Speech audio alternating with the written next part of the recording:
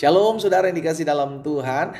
Sukacita bagi saya, Pastor Glenn Latuheru, boleh menyapa setiap umat Tuhan dimanapun Bapak Ibu Saudara berada melalui program Bible and Coffee. Hari ini adalah hari yang dahsyat, hari adalah hari yang penuh dengan kuasa, keberkatan, dan anugerah Tuhan. Itu sebabnya kita rindu untuk merenungkan firman Tuhan karena kita percaya langit dan bumi akan berlalu, tetapi firman Tuhan tinggal tetap dan apa yang keluar dari mulut Allah pasti digenapinya dalam kehidupan kita. Saudara yang dikasih dalam Tuhan, kita akan sama-sama merenungkan firman Tuhan. Kita berdoa, kita datang sama Tuhan. Bapa Surgawi, kami mengucap syukur buat hari yang dahsyat, hari yang luar biasa. Hari di mana kami mengecap kebaikan Tuhan di negeri orang-orang hidup. Hari di mana kami kenyang akan segala kasih dan kesetiaan Tuhan. Karena itu kami mau buka hati kami untuk firman-Mu. Biarlah Roh Kudus yang mengajarkan kepada kami segala sesuatu yang menjadi kebenaran. Yang kami percaya kebenaran itulah yang memerdekakan kami.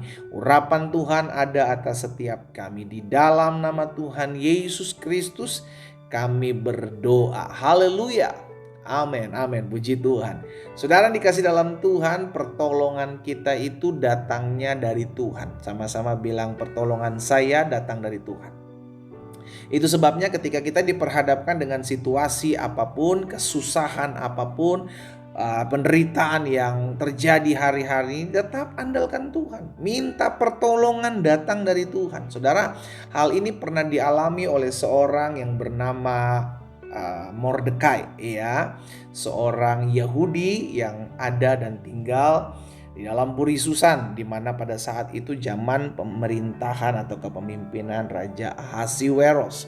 Nah, di dalam Ester pasal yang ke-10, dalam Ester pasal 10, jadi ini kitab Ester, di pasal terakhir kita lihat bagaimana Tuhan angkat kehidupan seorang yang bernama Mordekai. Di ayat yang ketiga pasal 10 dari kitab Ester, firman Tuhan bilang begini, karena Mordekai orang Yahudi itu menjadi orang kedua di bawah Raja Ahasiweros. Wah, luar biasa ya kan, menjadi orang nomor 2 di dalam pemerintahan Raja Ahasiweros. Dan ia dihormati oleh orang Yahudi serta disukai oleh banyak sanak saudaranya, sebab ia mengikhtiarkan yang baik bagi bangsanya dan berbicara untuk keselamatan bagi semua orang sebangsanya. Jadi seorang yang bernama Mordekai ini, orang Yahudi ya kan, ini diangkat sama Tuhan untuk menjadi orang nomor 2 setelah Raja Ahasiweros, pemimpin pemerintahan. Saudara dikasih dalam Tuhan. Tapi kita gak boleh melupakan apa yang terjadi sebelumnya. Wah, apa sih yang terjadi sebelumnya? Mengerikan saudara.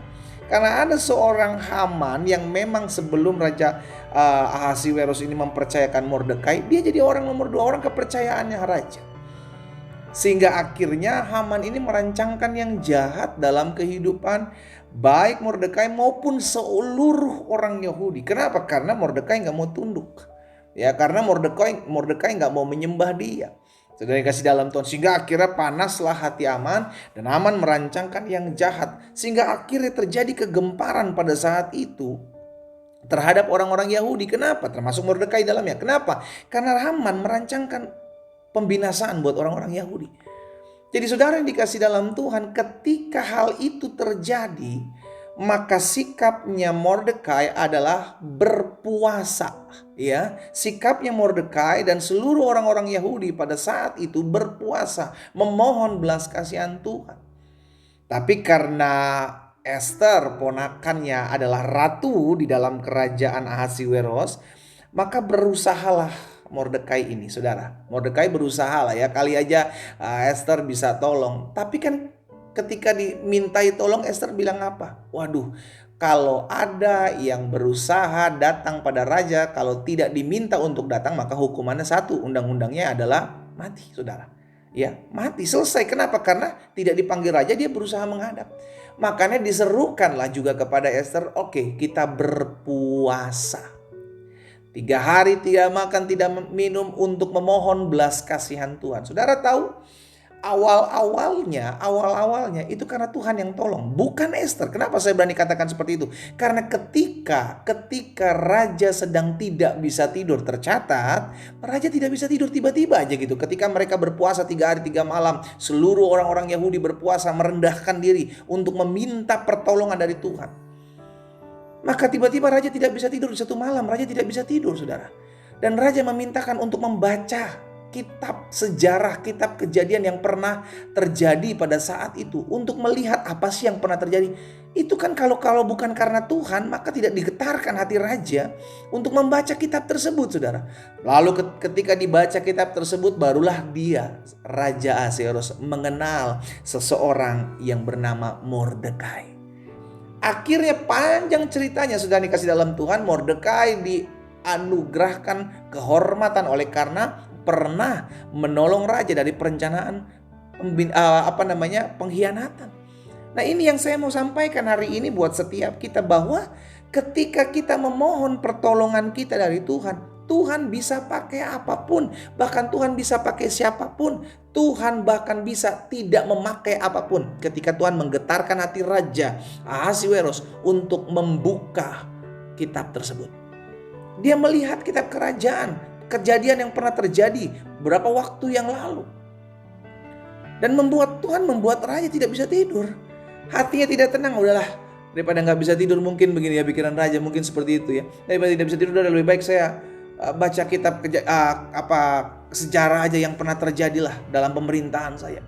Tiba-tiba dibaca bahwa si Mordekai ini pernah menolong raja dari kesepakatan untuk menghabisi nyawa raja. Lihat, sudah dikasih dalam Tuhan. Tuhan tuh dahsyat ya. Yang penting kuncinya satu, kita harus tetap tahu bahwa pertolongan kita bukan dari manusia, pertolongan kita itu dari Tuhan. Jadi ketika raja membaca kitab pencatatan sejarah, dibaca di hadapan raja karena gak bisa tidur. Cuma gara-gara gak bisa tidur. Bayangkan kalau malam itu raja tidur. Bayangkan kalau pada saat malam itu raja tidur. Ya gak kebaca lah. Kitab pencatatan sejarah itu gak kebaca. Si Mordekai gak terkenal, gak diketahui.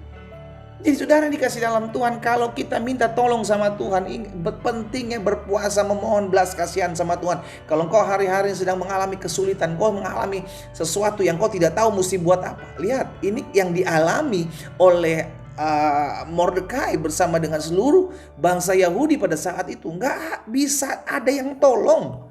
Bahkan Ester pun mungkin ngeri-ngeri juga ya kan. Sekalipun dia di dalam kerajaan sebagai ratu, kalau raja tidak panggil, dia nggak bisa datang, saudara. Itu sebabnya hari ini kita diingatkan, kalau Tuhan udah tolong saudara, tidak ada yang bisa menghalanginya. Dalam Mazmur 124 ayat 2 dan ayat 3 bilang begini, jika bukan Tuhan yang memihak kepada kita ketika manusia bangkit melawan kita, maka mereka telah menelan kita hidup-hidup ketika amarah mereka menyala-nyala terhadap kita. Pemazmur tahu betul bahwa jika bukan Tuhan yang memihak kepada kita, jika bukan karena Tuhan datang pertolongan kita, maka manusia bisa lakukan segala yang jahat dalam hidup kita. Makanya saya ajak setiap kita umat Tuhan, kau yang hari ini mendengarkan renungan singkat melalui program Bible and Coffee, saya gak tahu apa masalahmu hari-hari ini. Saya gak tahu ancaman apa yang sedang kau hadapi hari-hari ini. Tapi ketahuilah, kita masih punya Tuhan. Merendahkan diri di hadapan Tuhan, berpuasa, memohon belas kasihan Tuhan. Engkau akan lihat sesuatu yang dahsyat terjadi dalam hidupmu. Karena Tuhan yang tolong, Tuhan yang bela, tidak ada yang bisa menghalanginya. Akhirnya Tuhan angkat Mordekai. Oleh karena pertolongan Tuhan, oleh karena mereka berpuasa, merendahkan diri di hadapan Tuhan, dan meminta pertolongan dari Tuhan. Saudara, pertolongan kita itu cuma dari nama Tuhan saja, yang menciptakan, yang menjadikan langit dan bumi. Cuma dari Tuhan, gak bisa dari manusia. Karena itu tetap memandang Tuhan, minta tolong sama Tuhan. Andalkan Tuhan selalu. Tuhan punya 1001 cara yang unik yang tidak bisa kita terselami. Dan Dia sanggup menolong setiap kita. Kita datang sama Tuhan, kita berdoa. Bapa Surgawi, kami bangga memiliki Allah seperti-Mu. Engkau yang sanggup menolong kami dengan cara-cara-Mu yang ajaib. Kami berdoa ya Tuhan, biarlah setiap kami yang hari-hari ini mungkin sedang mengalami jalan buntu, kami yang sedang menghadapi tekanan hidup, mengalami kesusahan hidup, kami mau mengandalkan Tuhan, kami mau meminta belas kasihan Tuhan untuk tolong setiap kami, sehingga kami melihat pembelaan yang berasal daripada Tuhan. Bapa, hamba serahkan umat-Mu satu persatu dalam tangan Tuhan yang kuat. Kalau ada di antara mereka yang hari-hari ini butuh pertolongan, biarlah Tuhan belas kasihan-Mu ada atas setiap mereka, sehingga mereka melihat campur tangan Tuhan, mereka lihat pembelaan Tuhan, mereka lihat pertolongan yang datangnya daripada Tuhan. Berkat-Mu ada atas setiap kami Allah. Di dalam nama Tuhan Yesus Kristus kami berdoa. Haleluya. Amin.